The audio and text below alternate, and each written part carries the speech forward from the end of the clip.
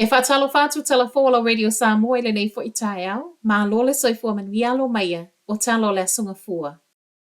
Ua iai suinga vave whaia ele malo whaasanga I visa whai ngā luenga wa tā uo Accredited Employer Work Visa, ma le nau ta inga ia pui pui ai tangata whai ngā luenga, leo lo o su e mai atunu mamau, whaapea le mauti noa lo o le leo na tāu fiofi le whai numero o tangata o mai. O le tausanga tā luai e lata I le se lau fitus flutolu wafe le au whai o tangata e le o ni tangata sitiseni o mai I New Zealand. O swinga phone wa whai maile malo le a whaapipi I ai le tatau na iaita I ala e au sia le ngangana ingilisi mo tangata lo o whaatalo sanga. Mo ngā luenga I maugalalo nga wa au lo o mo mi ai. E iei fo I ngā luenga tau kone karate o le a leto I ai lalo le lisi o wano whai ngā luenga ne ia nga wa ai le visa whai ngā luenga wa tā ua. Ona ele o tele se manao. Saunoanga le minister fe malanga inga Erica Stanford e tāua I le malole le leo na whaatulanga o fe malanga inga a o toe tau whaatula I mai ai le tamau a inga o New Zealand. O lo o tū mau pia le tau lai o le maloi whaatu mau le sa ili mai o tangata whai ngā luenga I mauululunga nga wa e pe o whai a o ngā mōko lisi mauululunga. Po o ngā luenga nei o lo o tau su e nisi peita I le taimi lava fo I e tasi ia mauti no lo o avele wha mua mua I le sa ili lava I totonu o le atunu. O suinga wawe wa whaeilo mai, wa a matalo ia mai le so, le aso valu a perila.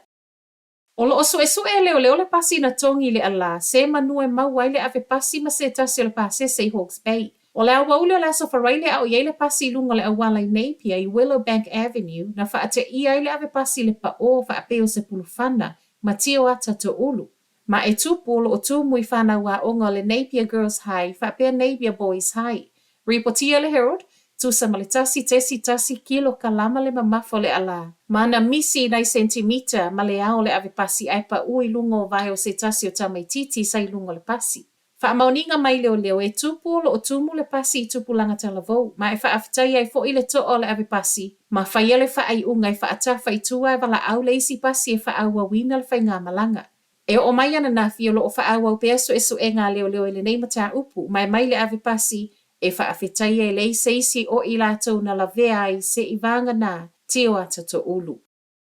Mō le City Garden Lodge au kilani I lea wauliana nafi, ma e to atasi na ave leo muli toe tatala e au noa mani mōlianga. Tusa le afa le whai le fiafi le ana longo I naile tinei mū ma e se fulu wono ta avale fui mū na tau mawhaia. Reporti a leo ana po e le o iei se popo lenga I se tasi to tono le whale ua mui pānau. Ma e tusa ma le toa se fulu na lavea ina ma e le ai ni manu anga. O le tangata toa tasi na ave ono le vivesi na tūla I mai le no fuanga lava lea, o le ua toe tatala I tua. O le ana wha wau leo e sui o le tinei mule no fuanga lava le nei ana po, tā lia so e so e ngai wha ato a mata I le so. O le whale ua mua se backpacker ma o le ana iei fo I ma le whaipule, po o le taitai fo I o le actor David Seymour I le afiafi ana nafi, ma na ia wha amaunia, o le toa telo I lātou sa malu I le whale wa le ai uma le telo mea tō tino walu ma le afi, ma o le ana mawhaio no o iei le fesoa soani I le ngata o whale e o I ai whaapea lava ma mea ai. O loo fia talitono le Minister o le Internal Affairs Brooke Van Velden e monia tala feunga le toi whaau popo o isi tupe mo le levi leo lo totongi a ngā I le pūlenga le tinei mū. O levi le neo lo totongi ta wala atu ini siwa o ta avale, o whale ma isi mea tō tino, ma o le aso na nawhina sa wele tala mai le tinei mū o loo mana o e si. Pei tai se tale le Minister na ia ta wailo na mana ia o le au nanga le tinei mū o loo whaia mo tangata. Ma e mo mia fo ina tupe wha atupe ai, peitai, e tā ua le mauti nolo o le leo na wha asoa ma pūlea. E le o ato le talitono le Minister e tala whea ngai le si tanga 5% leo lo wha atalo sangaina. Mo le tau sanga 2 ono anga I atu le 2 iwa.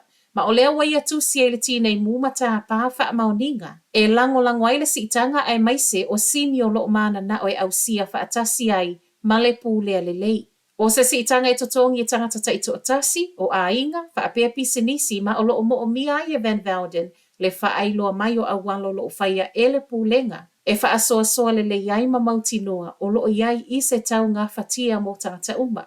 O loo wha atali le Minister e se tali le tinei mū, I le mai ai o wha atala noanga, ai e le ialu le kāpeneta. Matala muli, 5 salau fitu sfuma le lua fe ma le tolu sfulu fitu mata upu reportia I leo I le tausanga te aluai e le isu eso eina, pe na uma fio na su e tu salea o le lata I le ono se fulu pasene. O leo whainga tu sama reporti e le tua New Zealand. E iwa se lau wonos funu lua afe, 5 se lau luas funu malitasi reporti e au fiei mawala au telefoni. Ma o se si itanga e 5% mai le tausanga e lua afe sfunu maleiva.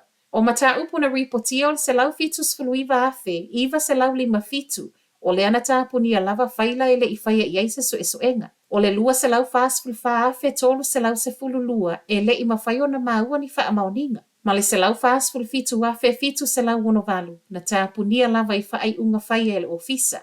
I totono le periota o lo au mai ei wha maumaunga. O le taimi lava fo'i leo lo o leo tele le alanga le asosio leo leo I le toa ngao le au whai ngā luenga. Ma le whai ngā tau na tau mawhai e tau fiofi tangata ngā lulue. Pei ta ia le o mawhai ono wha amautino mai le asosi pe wha amatai fiso o tai. Ma le tala e le te wina ni wha amaumaunga o mata upu tā punia o na ua le lava le au ngā lulue.